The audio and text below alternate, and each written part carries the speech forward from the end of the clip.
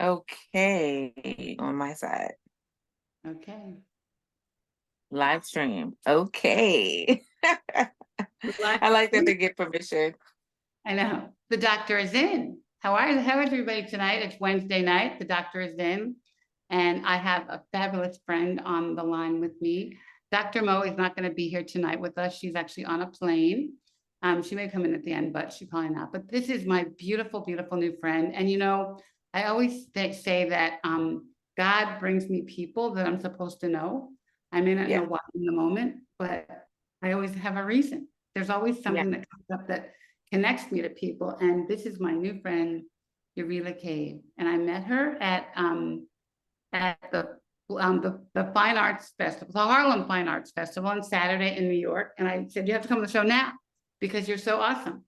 And we'll get into it. But she is a blessee, and she's actually kind of a new blessee, right? Like a year Very within, new.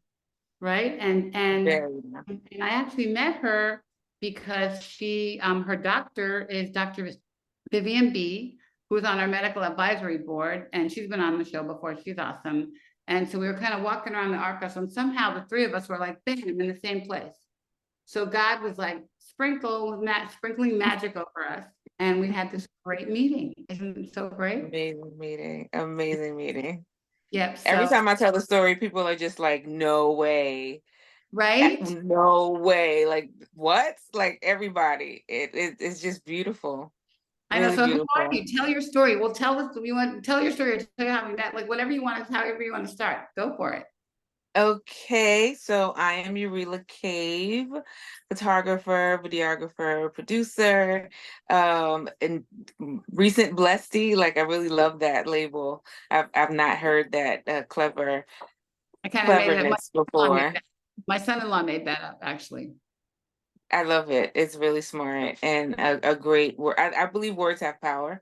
So, and I'm really particular about the words that I use and the ones that I want used in my direction. So when I heard that, I was just like, yeah, I can be friends with you because we're positive, forward thinking, optimistic, and that's all I could ask for, and people in my life and being around me. My bio is really long, as you noticed. So I'm a professional photographer and I have been for probably 15 years officially, and but a photographer, since I could think about capturing moments. I got my first camera when I was 13, and Wow. then my first official camera when I was 17. I got my first, had my first exhibit when I was 19. So my first Wow. photograph ever at 19. I didn't make the leap to professional photography. Excuse me, let me close this door. Okay. Until 2000. Hi, could you close that for me, please? Close it? Yes, please. Thank you. Until I was 32, so that was roughly 2011, and I've been on a professional photographer's journey since then. So the math, 13 years, 14 years, 15, something like that, because I actually started the business before I left the company. I used to work for Yahoo Hot Jobs, um, which is, like a job finding platform similar to like LinkedIn and Indeed. A lot of our company actually went to Indeed after they sold us to Monster, and it was that selling of our portion of the business to someone else that prompted me to explore what it would be like to be an entrepreneur for myself. Because I felt like if that didn't work out, then I'd at least be able to go back to corporate. But it worked out, and I've been, you know, I'm working today every week for the last however many years it's been since 2011. I've been gainfully employed as a photographer. Wow. Um, What kind of pictures do you take? Is it like commercial? Is it like ads? Is it so like what? I wish, I was a right? marketing person. Did a lot of photo shoots for ads, so. Yeah, I have only like once or twice, but my primary work is event photography Okay. and portrait. So a lot of family portraits, like family portraits and portraits of children, held me down for a number of years. Event photography is always what I've photographed when I'm not doing my own personal work. So when it comes to my personal work, I love to shoot myself. I love to shoot nature. I like, I really like just life, you know. I'm considered a lifestyle photographer to most people. I'll go into an environment wherever I'm at and just capture it and share it. And, you know, people know me for sort of being really observant of new things that are happening and then sharing them. So, in addition to all of this as a company, I also have a blog called Everyday BK TV, where I would interview my friends essentially and the businesses that they have in Brooklyn, new establishments, restaurants, mostly restaurants, and people doing things. So like my photographer friends and stuff like that. So I'm Every just day, a creator. that's great. Yeah, I'm gonna put comments, Everyday BKT, is that a website or? We're gonna- well, yep, if you go to everydaybk.tv, that'll take you to my website, and that website will show you videos that you can watch as well as my photography portfolios, and there's also the YouTube channel. Great, all right, so we'll do all that at the end and put all the links in the chat for you, Sure. so people can find you, but keep going, all right, so do you Yeah, do weddings? Do you do weddings? I do weddings. Hold that thought, That's considered an event. So yep, I shoot weddings, hold that thought. baby showers, birthday parties, no bat mitzvahs or bar mitzvahs yet.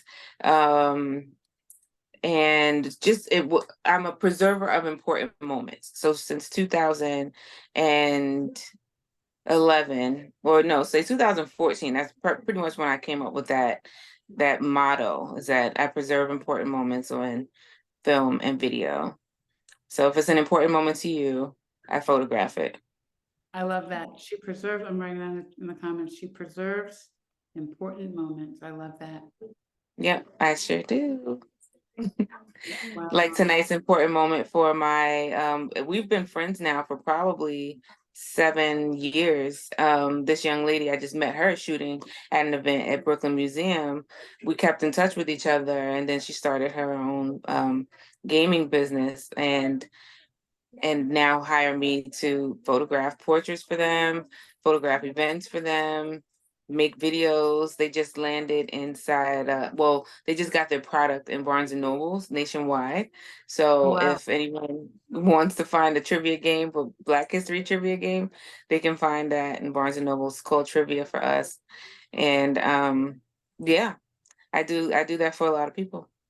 that's awesome, that's awesome. All right, so you're doing your thing, you're taking pictures, you're successful. You have Yeah. a family. You didn't talk about your family first before we go. Yes, I have two daughters and a husband. Nieces and nephews, well, no nieces, just a nephew. But they are soon to be 22 and 18 years old. I have grown women daughters. You started Yeah, young. You I started young. did. I was 23 when I had my first daughter, 26, 27 when I had my second. And they're the love of my life. They're like my cool buddies. You know, people comment that you shouldn't be your children's friend, but we're definitely friends. Oh my You gosh. know, That- they trust me completely.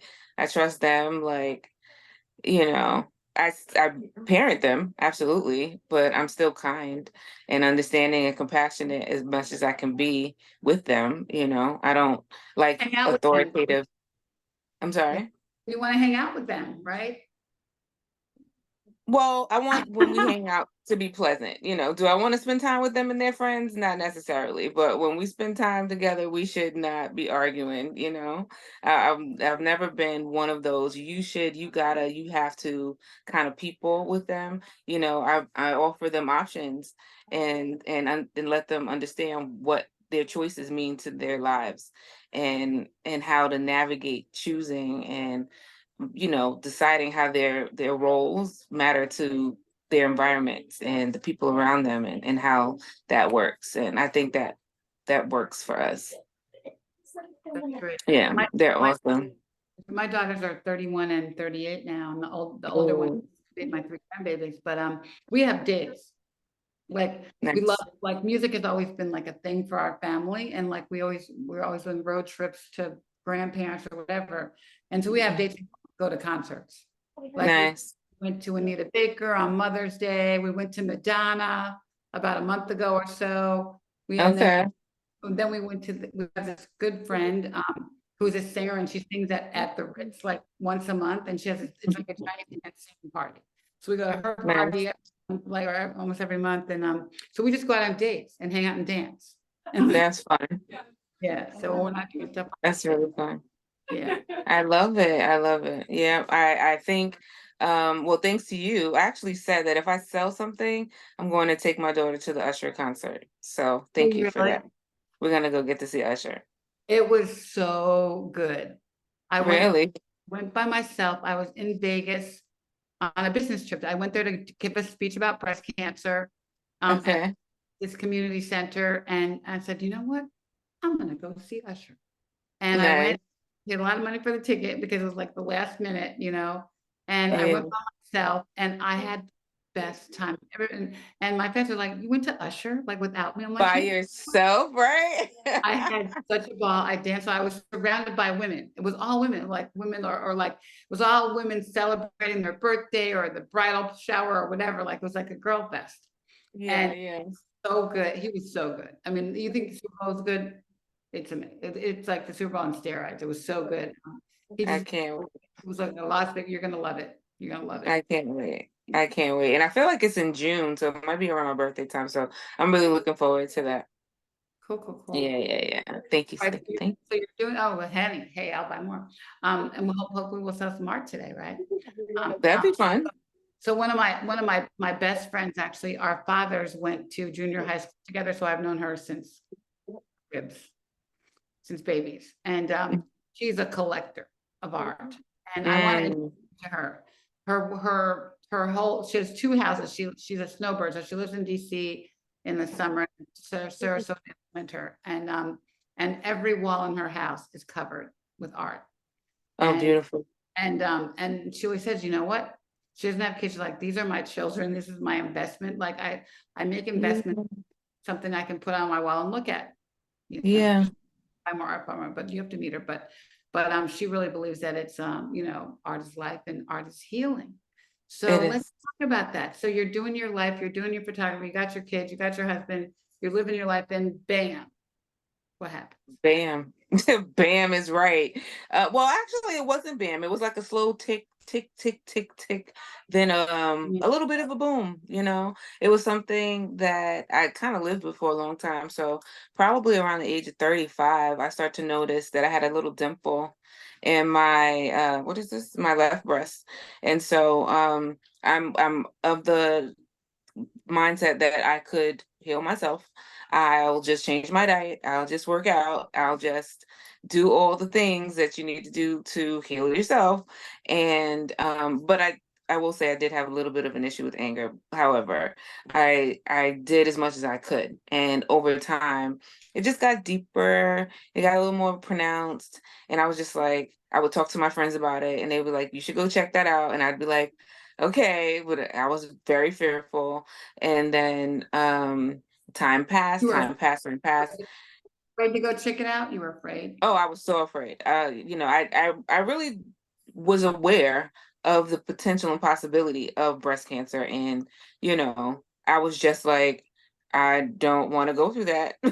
I'm going to do everything I think I can do without going through that. And so I And you, really just, and you I were too mean, young to be years. having mammograms. I'm sorry, you were too young to be having mammograms, right? You're 35. Technically, Right, technically, right? So I'm right. I'm going through my life. I mean, I'm castor oil on it. I'm doing all kinds of things and just what is there to do that's not going through to the doctor and working out constantly, dieting. Nothing changed it. Like it just really sat there for a while. And then when COVID came, I got COVID in December. And after that, it started to like get dark Mhm. in December of that year. So I guess it was in almost into 2021. It changed color. And I was just like, oh, Mm. okay, well. I'm so well, like you never feel unwell. Like I rarely got sick. Rarely. Like if I got sick, it was a cold, maybe. So I felt very strongly like, oh, I'm healthy, that's just a mole, or that's festering anger because you married to somebody for over 20 years. You get mad a lot sometimes because I don't know, they wake you up in the middle of the night with their sleeping, or their bedtime things, going to the bathroom and turning the lights on, and whatever the case is. It was just like I just found every reason to believe that I could undo it. Right. And so at some point I was like, okay, this isn't going anywhere. Let me see if I can just get a cosmetic update to this and just have it removed. And so everywhere that I went was like, you need a biopsy. Like we can't do anything about that until we know what it is. And so I'm like, it's just ugly. Can you just fix it? And they're like, no, we Wow. need you to biopsy it. So Wow. we get to February 2023. I'm 43 now. And I was just like, if I have to, like, okay, if I have to get a biopsy just to get this cosmetic update because my breasts are fine, let me just do that. This is how like delusional I wanted to be about everything. And so I go get the biopsy. A couple days later, the nurse calls me and she's like, yeah, unfortunately. I was like, don't tell me unfortunately. Just tell me what it is. Don't use the word unfortunately with me. Don't start that, you Right. know. Oh my I was God. like, because the worst case scenario is I get a new boob and I'm not, that's okay, right? And so she's like, yeah, it's a carcinoma, send me I'm like, send me the report. Thank you. Let me know who I need to go talk to. And I'm on it. So enters Dr. Vivian B. And she's just like, so how are you? And I'm just like, I'm great. How are you? Are you okay? Like, let's temperature check you, make sure that you're okay. And so she was just like, yeah, I'm good. And she was like, okay, She's so so cheery. how She's do you so want to go cheery. about this? She's Hmm? so, Dr. B is so cheery, right? She's so sweet. She's serious, but she's also very, nice, and I Yeah. really appreciated that because I was just like, I'm not of the sad nature. This isn't at all something I'm afraid of.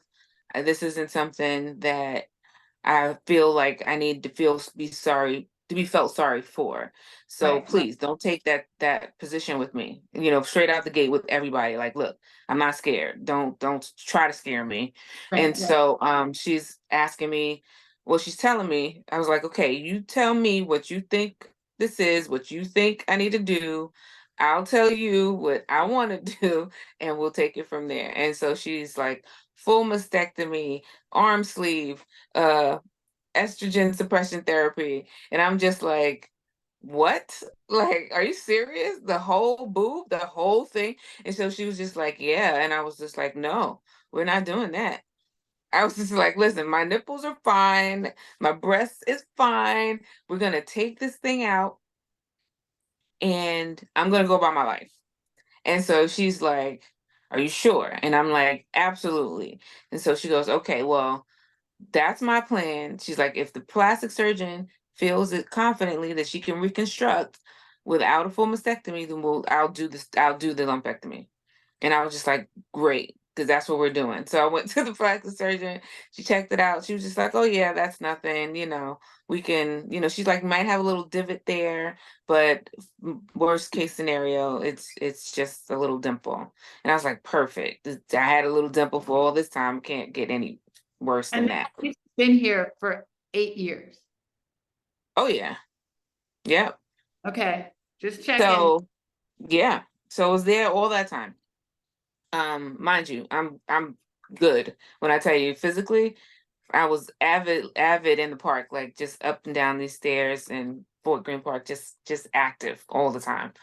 Um, Did you and have any then other doctor appointments or checkups during that time? And yeah, you're, I would. And they would be like, do you want to talk about this? And I'd be like, no, I'm good. Leave me alone. Thank you. You go in just for a general, but at the same time, it wasn't like every single year going to the same person. Like I just avoided it as much as I could and would go to any doctor when I needed to, never just for a temperature yeah, check.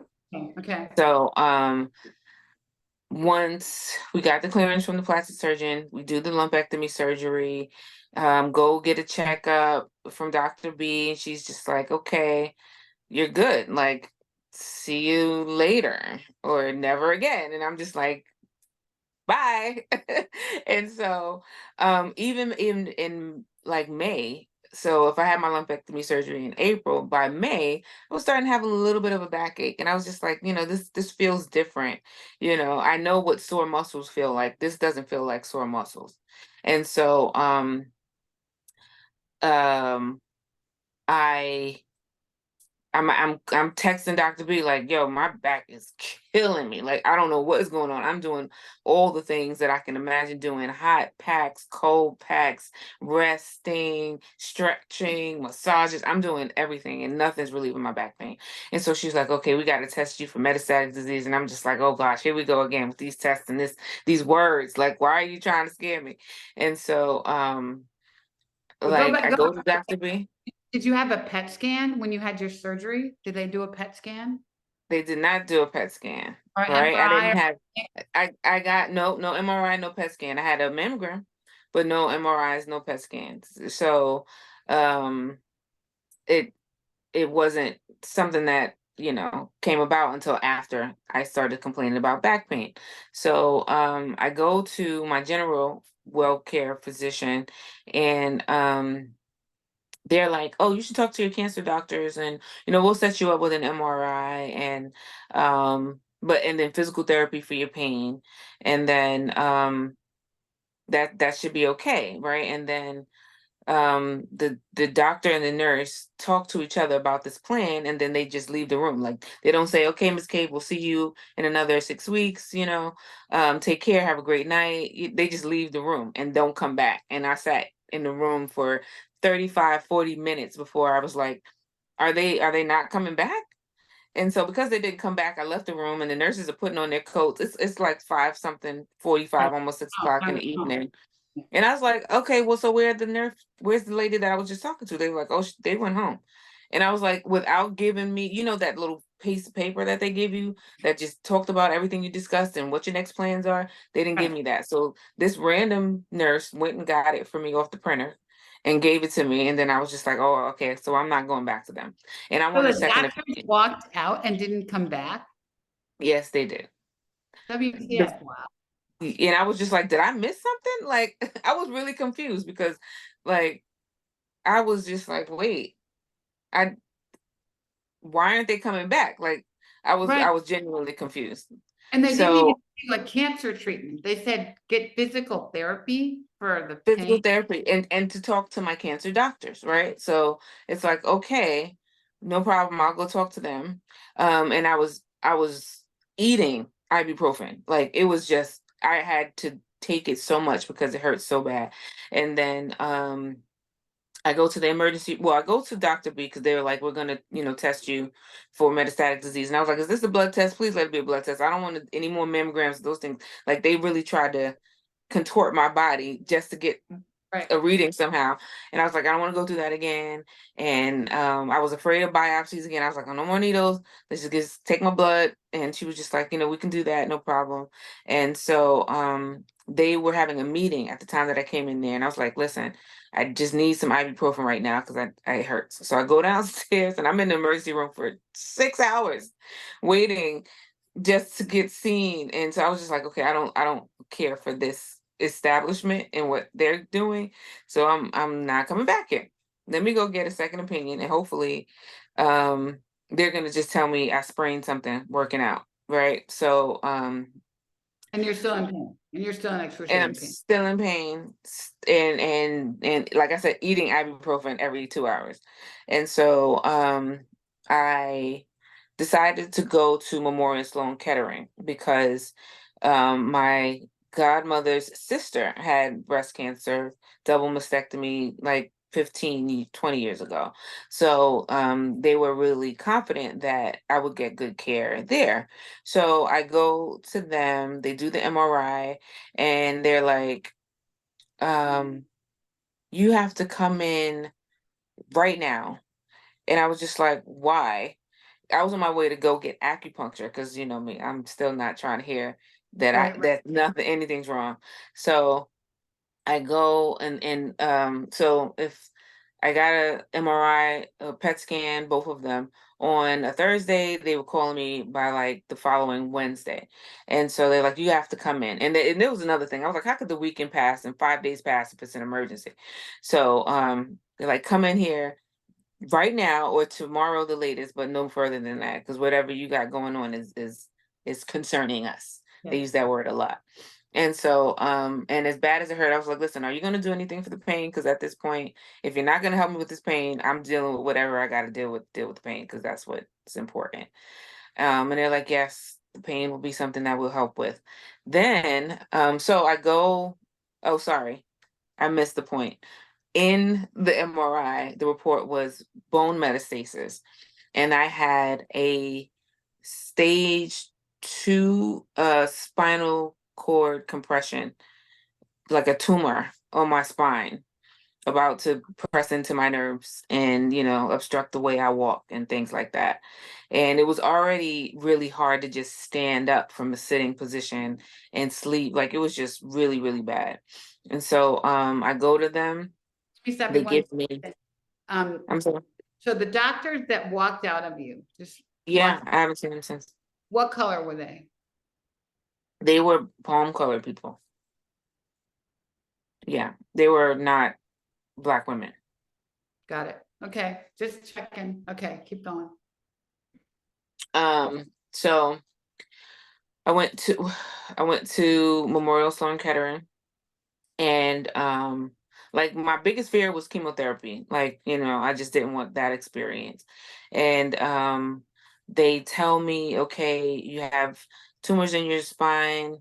What we do for that is we give radiation therapy, and then you know, you'll do 5 rounds of radiation, one a day for 5 days, and then after that you'll take estrogen suppression therapy drugs, so that because I didn't say earlier, but it's a estrogen positive, progesterone Okay, positive what kind of breast? cancer, Okay, right. right? Okay, So because the breast cancer was estrogen positive and progesterone positive, the treatment was to stop estrogen production in your body. So that was July, and I was just like, what? I couldn't imagine what would happen to my body without estrogen production, because I don't know, you read too much on the internet and you just like, no, you're trying to kill me essentially, because your body needs estrogen to live, right? And they were like, nobody was actually, I wasn't asking them. I was just like, no, I'm not doing that. I'm gonna not eat meat ever again. I'm going to stay away from all dairy. Like I legitimately lived on fruits and vegetables and green juice for a couple of months. I lost somewhat like 30 pounds, was exercising every day. Like I was just like, I just need to support my bones. I just need to support my bones. And um after radiation, it was I had a really bad experience. So like they gave me steroid drugs and I was just coming down off of all of the things that they put in me, and then the stress of the situation. um I had trouble walking, my leg hurt. I had a tumor in my femur, in my pelvis, in my spine, in my ribs. It was just like everywhere. And so they were like, you really need to think about this estrogen suppression therapy. And I was just like, I'm really gonna think about it. And so I did for a couple of months. And around October, I started having neck pain. And then I started having shoulder pain. And then I started having back pain. It was just all coming back. And then in November, it wasn't really a car accident. Like we were driving from a hiking trip and we hit a deer, and for the week after that, I was just in all kinds of pain. And so I was already scheduled to have an MRI, so I just went in earlier. And they were like, well, you had tumor growth, well, like we said you would have. And the only thing you could do now is more radiation. And then you got to take these estrogen suppressant therapy drugs or keep getting radiated every couple of months. Like you probably don't want to do that. And plus, we can't keep radiating you in certain areas because it'll reduce your blood count. And so I was just like, all right, fine. Let me just do it because obviously, from what I've been doing is still not enough. Like changing my diet and exercising and keeping my stress levels down is not a Right. sufficient enough treatment. So I was just like, okay, I'll do it. And that was just November, December of this year. So I've been on, like, I took my first dose sometime in December, so January, February. I've had three so far, so my period has stopped. I've started to gain weight back because I've just been eating and exercising like as normal, and feeling just hot flashes. Like I really thought my hair would start falling out, my skin will get dry, and I would age rapidly, but none of that is happening so far. I'm taking What, I just started taking a Kisqali, Riciclib, uh-huh. and What's the Lextrol. drug? Um, Lestrosol? Uh-huh. yeah, so those two and an iron pill every day at the same time, and that's it. And like I said, so far I've not been having many issues. Like I have a little bit of back discomfort that feels more like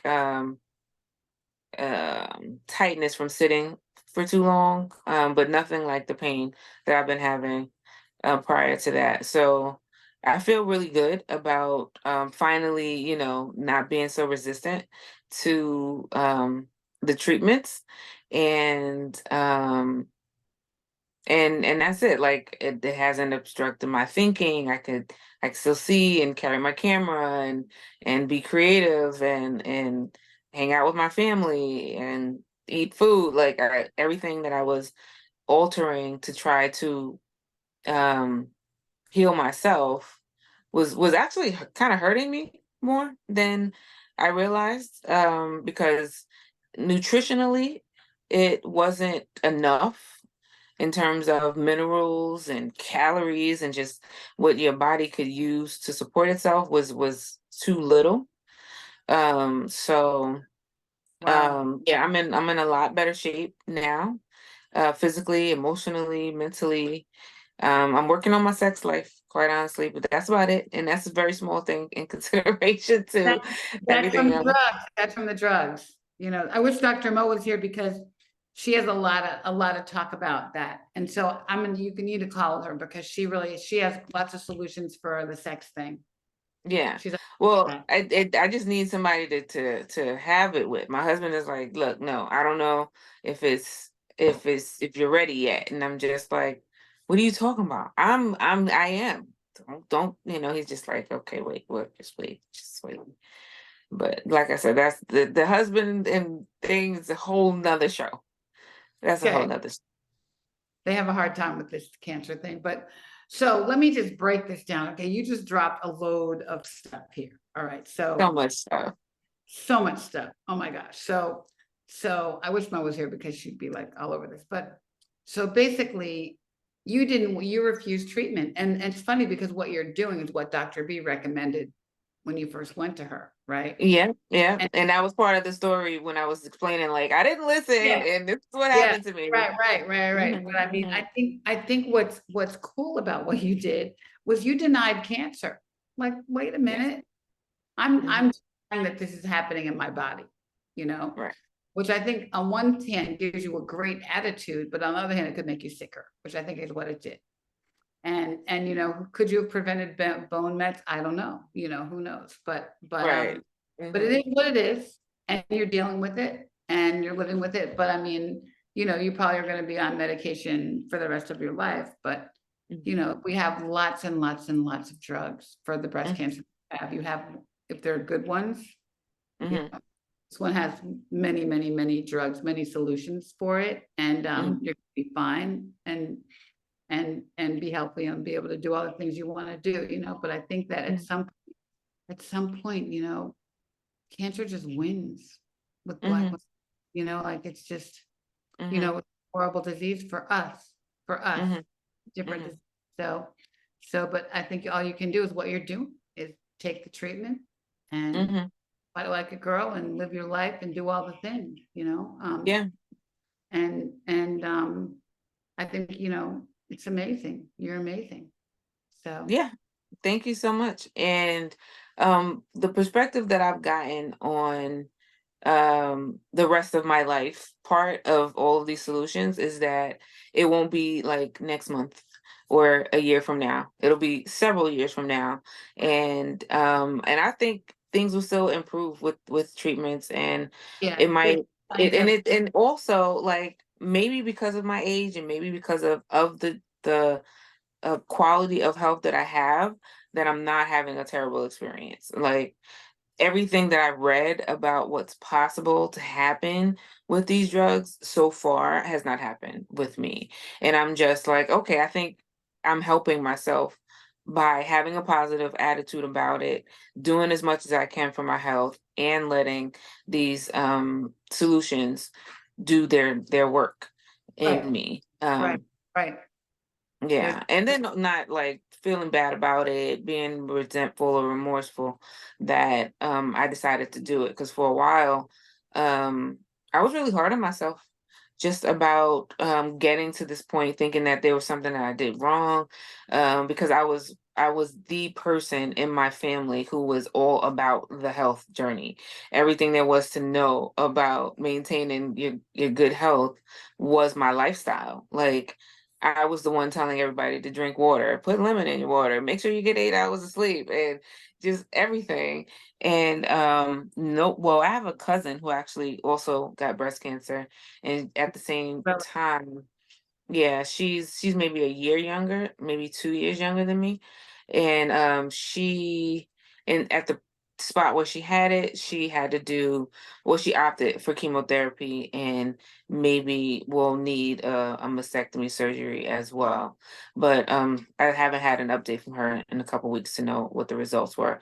But no one else in the family yeah, had to go through this. And when I started to ask why me, the answer was like, well, why not you? Like, if anybody is suited for having an experience like this, it's like you, because of your awesome. Yeah, vocality, like how awesome you are with sharing information, how available you are to people for questions, how much of an advocate you could be for people choosing themselves in this way, because you really do have to choose yourself in order for you to accept the treatment options that are given to you, because if you deny them, then you shorten your life, right? Like, so you have to appreciate your life enough to say, okay, I'm willing to support it by getting assistance, because I was really big on that doing things by myself thing when the whole experience was like, no, no, community is okay. Support is okay. Listening to other people is yeah, okay. Like, you don't, it's okay not to have all the answers. And right, like, so of course, like, why not you? You're a great example of how people can live through this a lot longer with a lot better experience, just not having a bad time physically, emotionally, just all of that. So, like, almost kudos to you. And you change your your lifestyle, and you take better care of yourself now. And if you would have known this at 34, who knows what your life would have been like. But right, right. somebody else at 34 could have a better 43. My 43, my 44 to 45 year, like 43 to 45 was horrible physically. Mm. But it was just like you learn. You Yeah, learn. work through it. You had to work through it. I know I used to say that I chose life. You have to choose life. You So, do. and it is all of the lifestyle changes. You know, I got divorced, I moved out, I changed my job, I quit my job, I did all these crazy things when I was on chemo. But yeah, I was choosing life. I was making decisions for myself that I know I Yeah. have to do. And for me, Yeah. I'm getting all the cancers out of my life. It's not the one I'm gonna Yeah. lose. But we do have to make decisions. I think though, but you were really hard-headed, girlfriend. You know, Girl, I hard headed. I know, and so, but I think that, you know, you had to that's who you are. You had to feel it for yourself. You had to work it out for yourself. And I think that's why, I mean, that's who Black women are. That's what we do every day. We are problem solvers. And you were the girl boss of your body. Yeah. And I think that we all have to do that to our, you know, that's how we have to cope with things. And I think Hmm. that, it's like, it's power. It's like Hmm. taking power and taking control. So my oldest daughter, two daughters, my oldest one had a prophylactic mastectomy this week on Monday. Hmm. And she's got 3 babies, and we'll do her story on Mother's Day. And so to talk about the journey that she's gone through just to get to this point.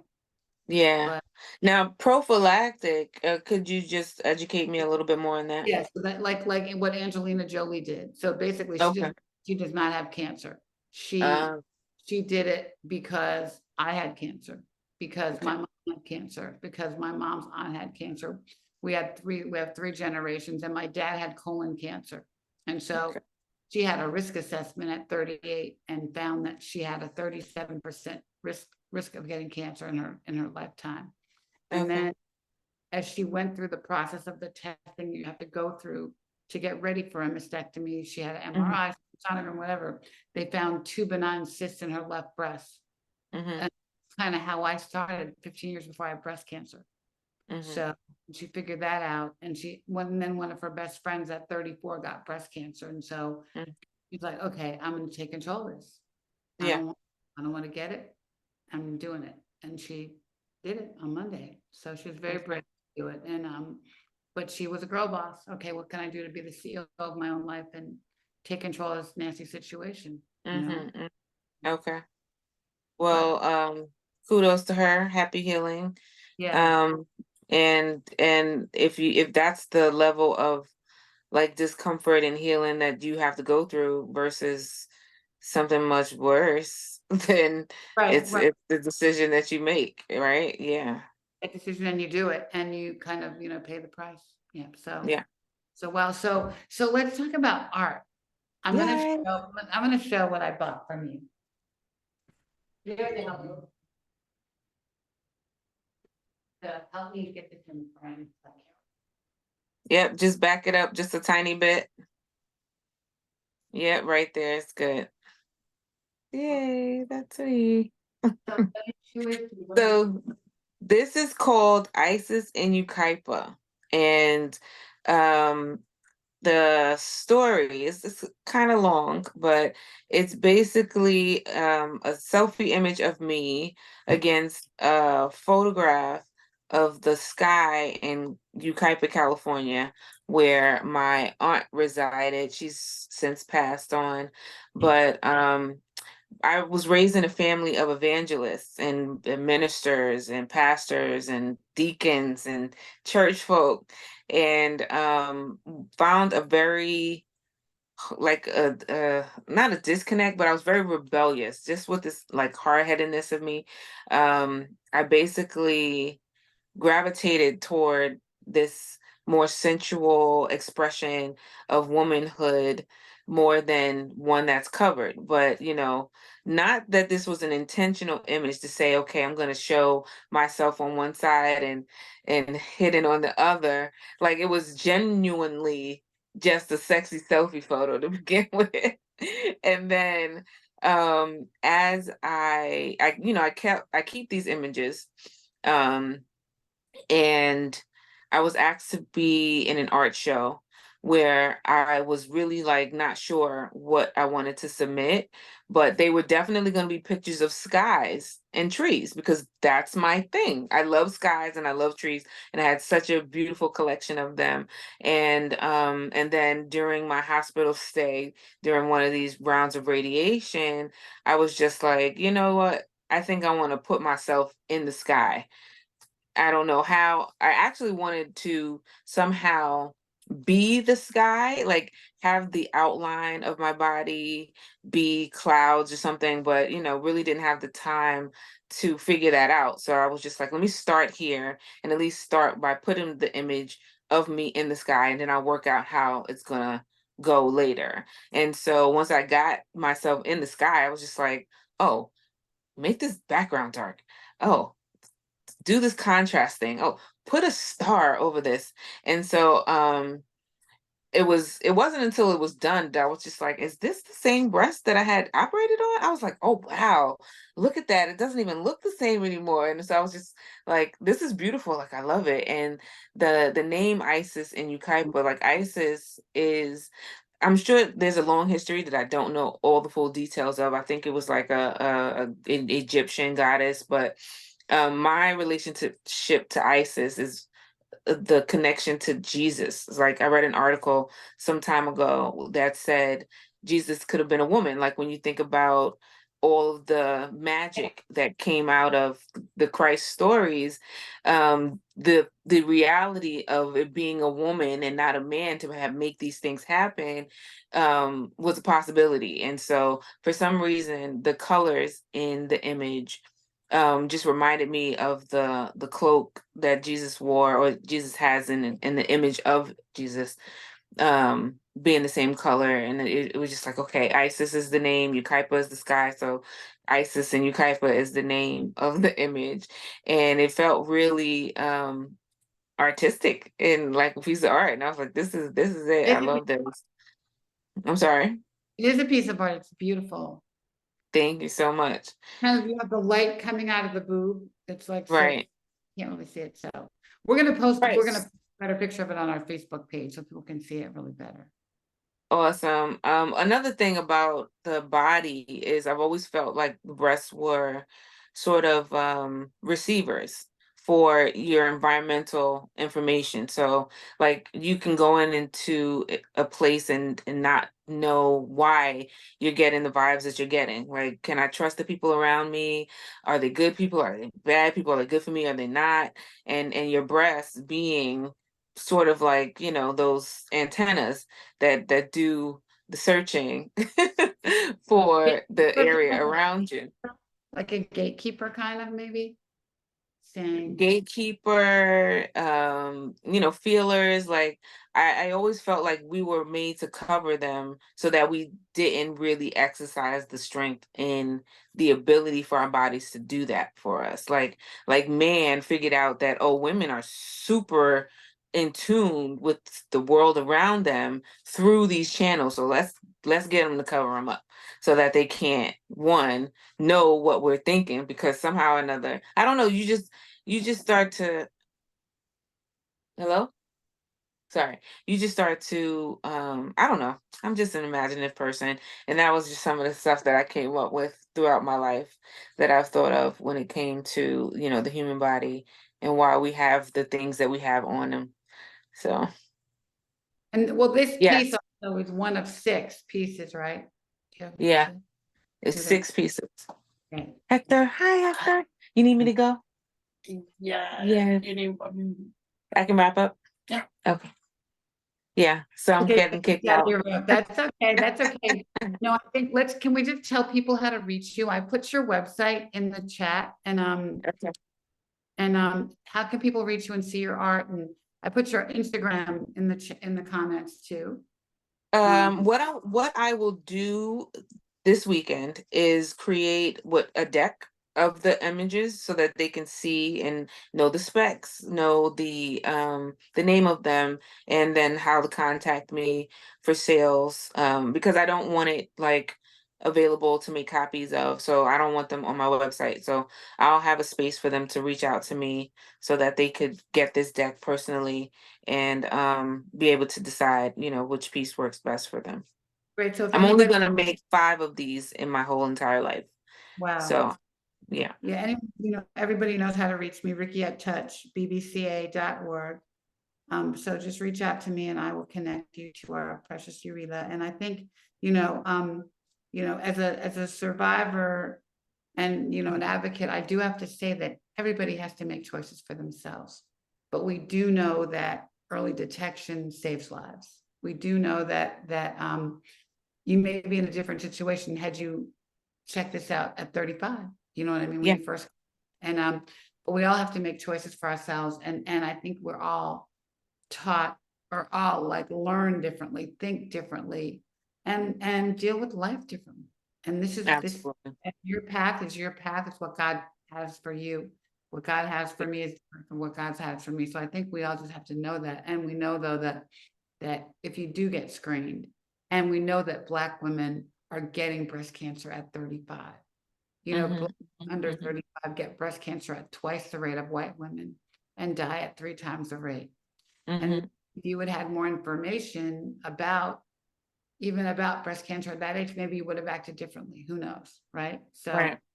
So I think I think if I'd have known I'd have this level of pain and it would could do this type of movement, then yeah, I might have treated it differently. yeah, but you are so blessed and your art is amazing. And Thank you. we whatever you give me, whatever you send, we'll post it on our social media, on our Facebook and our Instagram with your contact information, so people can find it at Touch BBCA. And I'm so glad you came today. Thank you so much. It was so Of great to meet. course. And with my Thank daughter, you. I'm being the grandma this week. We helped my daughter out, but I can't wait to go home and hang my piece on the wall. And I'll send you a I picture. can't wait either. I know Yes, thank you so much. that. And you be Uh, blessed. My blessed, Thank you so much. All right. Have a blessed you love. great, Blessed. great. How do the kids do it? Oh, that's great. Oh, look at that. Hearts came out. That's so cool. That's The cool. hearts come up. Oh, see, this is how you know they're watching every move we make. Oh, wow. Wow. Wow. That's pretty. That's fun. Next week we are going to be talking about triple negative breast cancer. March is triple negative breast cancer month. We kind of declared that. And so we're going to have the TNBC Foundation on. So join us. And we hope this was relatable, reliable, and real. As that what Dr. Mo would say every week. We thank Andrew. We thank our sponsors. We thank our platform, Black Doctor. Thank you for this. And we give blessed love to everyone. And we'll see you next week. And thank you so much, my new friend, my new blessed. Thank you. And I can't wait to, get the recording so I can share it Oh with yeah, my family. we'll be up on YouTube in a minute. All Okay. right. I'll Perfect. send it to Thank you. you. Okay. Have a great night. Bye. Blessings. Bye-bye. Bye.